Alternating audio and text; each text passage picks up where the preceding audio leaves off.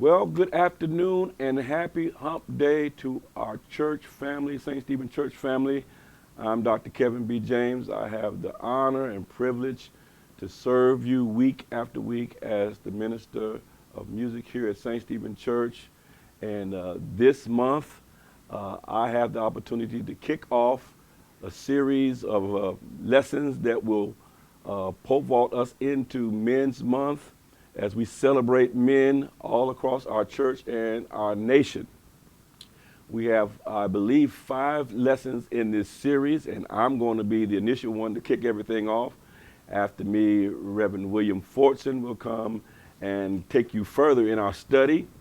And then Brother George Demery, our COO here at St. Stephen Church, will lead us in a lesson, followed by Reverend Corey Bailey, who is a part of our Indiana congregation, who is our leader of our Indiana congregation. And then one of the newest guys on our team, Reverend Kevin Adams, will close us out as we talk about this series. The series is called Frederick Douglass, A Prophet of Freedom. And the series is about heroes of our faith. In our first lesson today, I will just kind of set the tone for everything that will take place for the next 4 weeks. And so we're going to talk about what our lesson aim is, to acquaint the student with the enormity of this historical figure, Frederick Douglass, and to understand what he meant to America and why he still matters even in 2024.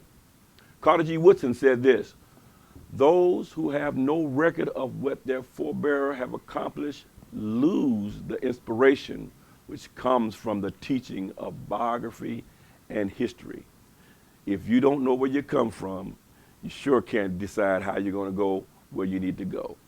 Jeremiah 20:9 says in the New King James Version, "Then I said," this is Jeremiah speaking, "I will not make mention of him, nor speak any more of his name. But his word was in my heart, like a burning fire shut up in my bones.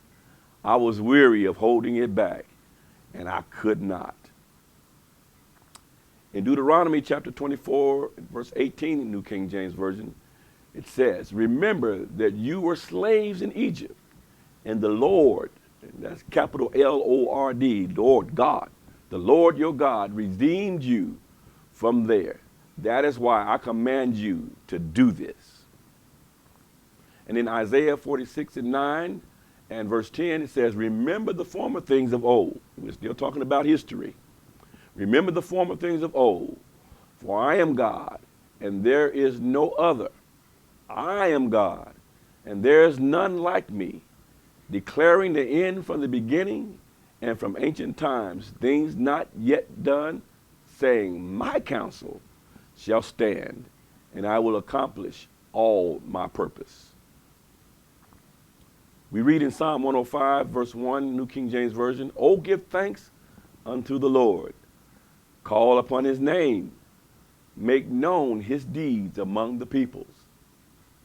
And then in Esther chapter 4, verse 14, in New King James Version, here's what we hear being said to Vashti. It's Esther. "For if you keep silent at this time, relief and deliverance will rise for the Jews from another place, but you and your father's house will perish. And who knows whether you have not come to the kingdom for such a time as this." And then in Acts 7, Stephen, who our church is named after, recounted the history of the Jewish people and acknowledged biographies and heroes of the faith. Listen to this quote from Nicole Hannah-Jones. "Frederick Douglass was the greatest American this country ever produced. He was the single most influential African American in U.S. history. By far, he was the tallest tree in the Freedom Forest. He was the most photographed person in America, black or white, in the 19th century. He wrote speeches that received standing ovations on both sides of the Atlantic. He wrote books that people across the world understood the barbarity and the cruelty of slavery in new ways. And in addition to his advocacy, he was legit as one of the best writers America has ever produced. He was a champion for freedom, for the freedoms of all American slaves, and for women's suffrage. Frederick Douglass is truly one of the founding fathers of America. Douglass was born Frederick Bailey in Maryland in either 1817 or 1818. His mother was an enslaved woman, and his father was a white man rumored to have been his mother's enslaver. He was separated as an infant from his mother. He saw very little of his mother as a child because he lived on a different plantation about 12 miles away. His mother died when he was only 7 years old, and he was raised by his enslaved grandmother, Betsy Bailey. You know, family separation was one of the most horrific parts of enslavement, and it was not uncommon for enslaved children to be split apart from their parents even at an early age. Let's look at this timeline and turning points in Frederick Douglass' life. In 1818 or 1870, either one, he was born Frederick Augustus Washington Bailey. In 1824, Frederick goes to work at the house of his master, Aaron Anthony, at 7 years old, and he experienced the first horrors of slavery as he witnessed the brutal beating of his aunt by his master, Aaron Anthony. In 1826, by act of providence, Frederick was the only child selected to be sent to work for Hugh Auld in the city of Baltimore. It was here where he was introduced to reading for the first time by Sophie Auld, who was Hugh's wife. In 1831, he accepted Christ as his personal Lord and Savior, and after discovering the importance of reading, he buys his first book, The Columbian Orator. In 1837, Thomas Auld, Frederick's new master, hires him out to slave breaker Edward Covey. In that year, Frederick, at 16 years old, had a famous two-hour fight with Covey that was the major turning point in his life. And then in 1835, he was teaching a Bible study on religious views at the Freedlands farm. Let's look at 1836. In 1836, he attempts to escape, but is put in jail and returned to Hugh Auld. 2 years later, in 1838, Frederick was sent back to Baltimore. He attends the AME Zion Church and meets a free woman named Anna Murray. She helped him escape dressed as a sailor and then changes his name to Frederick Douglass. He marries Anna Murray and moves to Massachusetts. Then in 1841, he speaks to the Massachusetts Anti-Slavery Society Convention and becomes so impactful that he was the hired and featured lecturer for abolitionist causes. In 1845, he speaks so eloquently that many doubted that he was a slave. To authenticate his slavery experience, he published a narrative of the life of Frederick Douglass. And then he goes to England for safety. In 1846, he travels to Britain, to Ireland, to Scotland, and becomes a huge celebrity for the abolitionist cause. Now, while there, his British friends, led by two white females, raised money to purchase Frederick Douglass's freedom in the United States. In 1847, he moves to Rochester, New York, and starts his own paper, the North Star. 2 years later, in 1848, he speaks at Women's Rights Convention in Seneca Falls. In 1951, he delivers his famous 4th of July speech at a women's conference, condemning American patriotic and Christian hypocrisy. God, how we need him right now. In 1855, he publishes his second autobiography, My Bondage and My Freedom. In 1860, he campaigns for presidential candidate, then Abraham Lincoln. And in 1962, Frederick becomes an advisor to President Lincoln, insisting that the Civil War be about abolishing slavery and not just able to preserve the Union. In 1863, he recruits black soldiers for the Union Army. Then in 1965, Douglass advocates for birthrights to U.S. citizenship and the 14th Amendment, later voting rights for the 15th Amendment. And then in 1868, he campaigns for presidential candidate, then Ulysses S. Grant. In 1877, he is appointed U.S. Marshal of the District of Columbia. In 1881, he publishes his third autobiography. This was entitled The Life and Times of Frederick Douglass. In 1884, he marries his second wife, Helen Pitts. In 1889, he is appointed U.S. Minister to Haiti. And then in 1895, Frederick Douglass dies of a heart attack on February the 20th. Let's look at our Bible application. The Bible, we know, is a book of biographies, a book about people going through real experience in a real world. If you think about it, we look at the synoptic gospels, Matthew, Mark, Luke. It's all about the life of Jesus, his biography. And that is why God's people were called Israel, meaning the one who struggles with God and man and triumphs. Why is biographical study important? The Bible portrays all of its characters as authentic and transparent. Each of the men and women is like Elijah, whom the Apostle James described as a man with a nature like ours, and that's in James chapter 5, verse 17a. The benefits of studying biographies. Well, it's a good biography translates truth into life.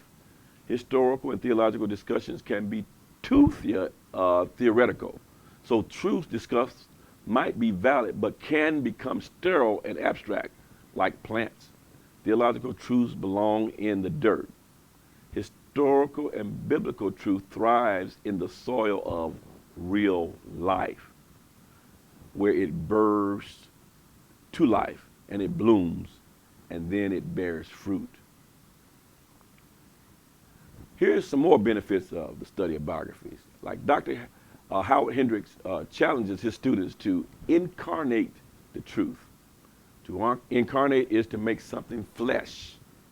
Did not Jesus as truth become flesh and dwell among us, as it was recorded in John? And the Word became flesh and dwelt among us, and we beheld his glory, the glory as of the only begotten of the Father, full of grace and truth. It's John chapter 1, verse 14, the New King James Version. So don't hereby discuss truth. Make the truth become living flesh so that others might be drawn to the author of the truth. A good biography creates a closer kinship with people we have admired from a distance. And when we study the life of persons in history, we feel like we've really met that person as a friend. Reverend Clay Calloway talks about a friend of his, Jim Powder, who was trying to explain Jesus to his 5-year-old son. He had difficulty understanding the above invisible concept. His son Danny said, "I need a friend with skin." And if you read the biography with some imagination, placing yourself into the subject, you should begin to feel oneness with him or her, even with someone extraordinary like Frederick Douglass. Biblical prophets like Elijah, or a leader like Moses, or a courageous lady like Harriet Tubman, or a biblical queen like Esther. All of a sudden, you feel a kinship with that individual, a friendship filled with respect and gratitude. A good biography offers stability when you go through similar experiences. So, if you are a student of the life of Frederick Douglass, you realize that you're now, or you're not alone in life's many struggles. In the biblical life of David, you realize you're not alone when you lose a baby son. Maybe you work for an impossible slave whipping master or boss, someone emotionally imbalanced who maintains a position of power in his young teen years. Frederick Douglass served a maniacal overseer named Edward Covey, who became insanely paranoid and haunted his life. This was much like the horrid relationship between David that he had when he served the maniacal king Saul. Now, maybe you have a strained or estranged relationship with a mother, or as Douglas had did and biblical Esau did. This biography will give insights you may have yourself at odds with. This biography will give insights you may find yourself at odds with a co-worker or perhaps another Christian, like Douglas constantly did in the lives of Barnabas or Paul, who understood toe-to-toe on an issue, each refusing to back down. Douglas was constantly at odds with the hypocritical Christians of this land versus the true, pure Christianity of Christ. A good biography helps us maintain a divine perspective on life. And when we rub shoulders with the person in history or biblical history, we gain a much better view of our circumstances. And it's easy for many of us to worry and feel burdened by failure. We can much better see the providence of God at work in the life of Frederick Douglass and even our own lives. You see, God can and will provide when you have perspective. Here's our conclusion. When we complete this biographical study of Frederick Douglass, hopefully you will accept the following important truths. Truly enlightened thinking builds up the truth that God not only exists, but he is actively governing his creation. Psalm 111 and 10 says, "The fear of the Lord is the beginning of wisdom. A good understanding have all those who do his commandments. His praise endures forever."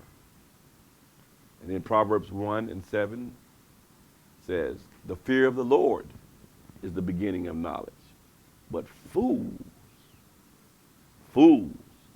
despise wisdom and instruction." The God of the Bible loves you and has been actively involved in your life from the day you were born.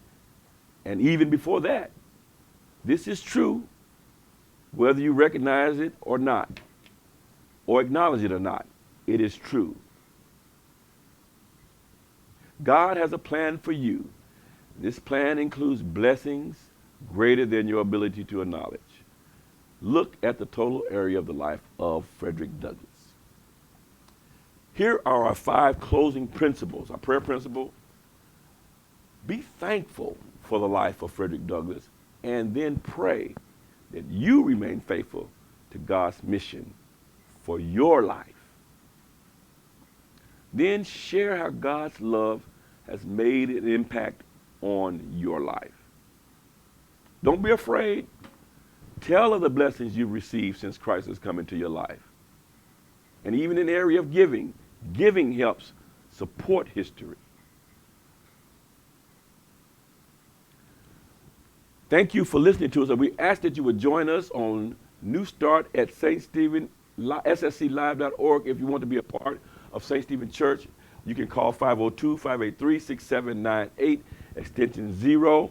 If you have not made a decision for Christ, but you want to, call us at that number or reach out to us at that website. Again, I want to take this opportunity to thank Reverend Geneva Nelson for even trusting me to do this afternoon. I look forward to seeing and hearing from the other teachers as we continue this wonderful Men's Month that we're so excited about. God bless you and God keep you, and happy hump day to all of you, my brothers and sisters, and my family members of St. Stephen Church, and all of you who are listening to this hump day. God bless you and may God keep you is our prayer.